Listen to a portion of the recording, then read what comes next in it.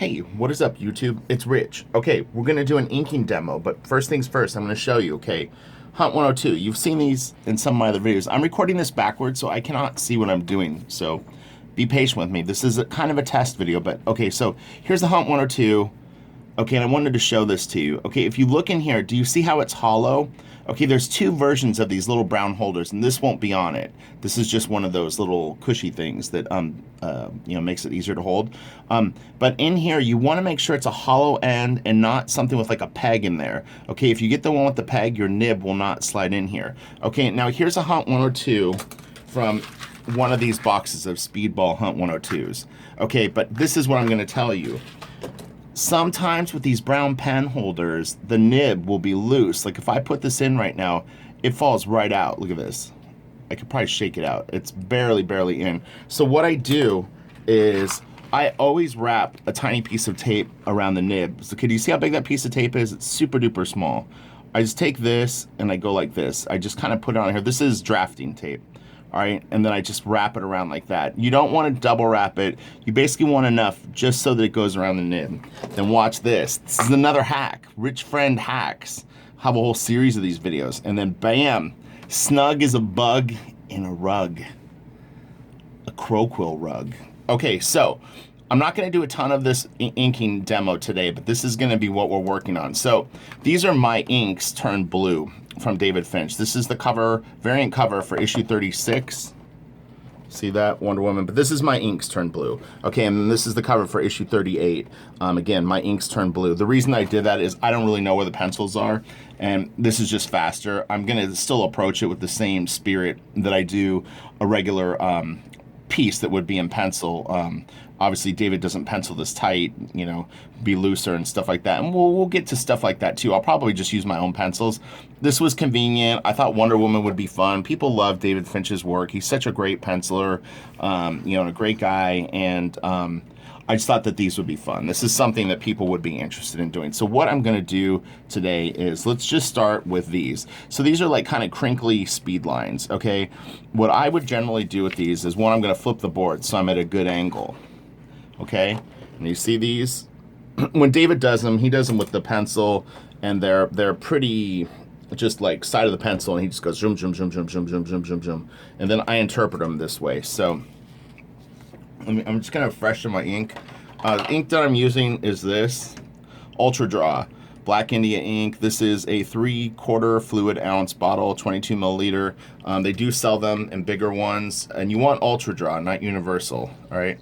I'm just putting some of this in my inkwell so I have some fresh ink. This is a brand new nib. Now, I don't even know if this nib is going to be good. It could be a paper shredder. This could be disastrous to begin with.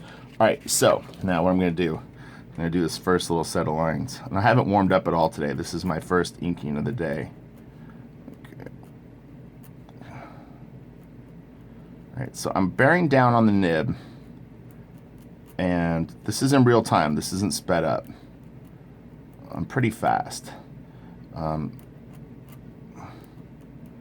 Okay, so I'm creating little triangles, like I draw them, outline them, and I flick.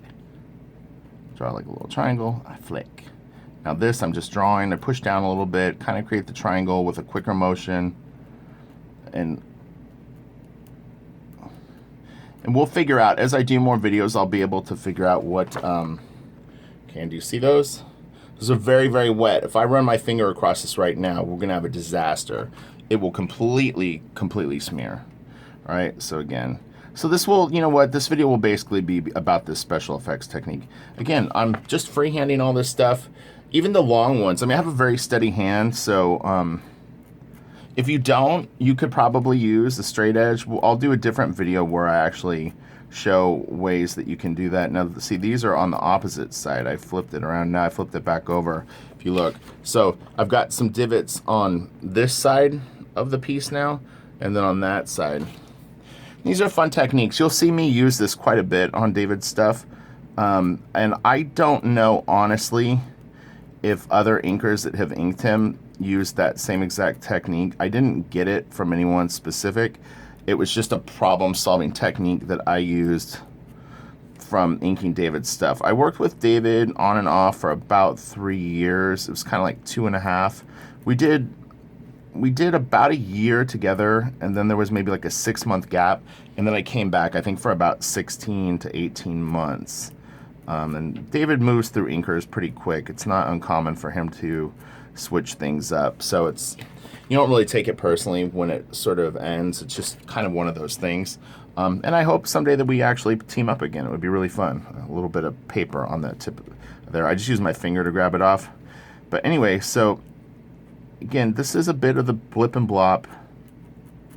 I don't want this video to go too long, but you're getting an idea of what I'm doing. All right, now let me do this. I'll actually do, oh shoot, well, okay, hopefully you can see this. Okay, I've got the straight edge. I'm just gonna do, I'll do 2 sets of these. This is really risky, actually. So I wouldn't normally do them this way. But, so you can take your inking. I wouldn't do this. I use this technique. What I mean is I wouldn't normally do them for these. I would just freehand them. But, I mean, so I'm just pushing up and down. This is an inking triangle, which means it's, 1, it's got a beveled edge, and 2, it's slightly elevated.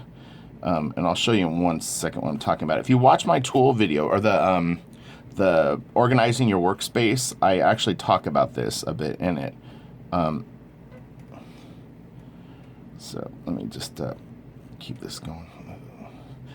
The ink doesn't want to flow. But I'm pushing down with the nib and creating these like little thicker and thin things.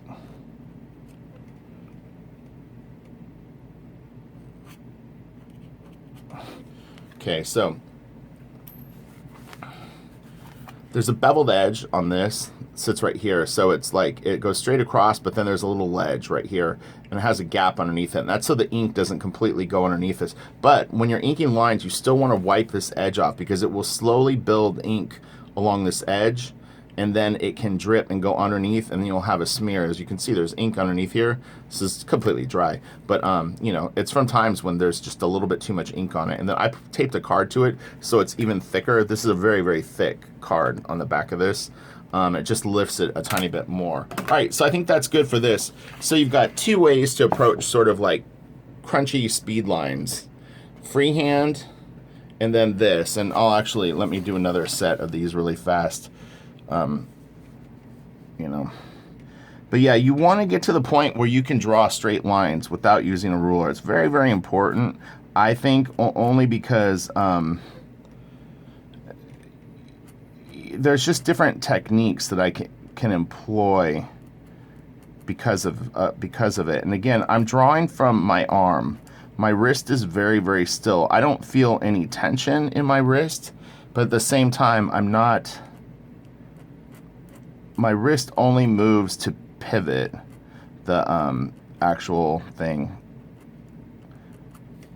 The way that I'm moving through the straight line is like my arm is like an arm that you would have like a piece of mechanical on, where it's going to move in a very, very specific motion, and there's not going to be any sort of toggling away from that pivot. Okay, so I hope that this helps a little bit. And again, we're going to cover a lot of this stuff. There's a lot of really, really cool techniques and stuff on this. So but there's your first little step. And again, all this ink is soaking wet. If I touch any of it with my hand, it will smear. So you have to be very, very mindful of where you've inked already before you go into it. Okay, I hope this video worked, and I hope you enjoy it. Please smash the like, and I'll be back with more inking videos very, very soon. Bye.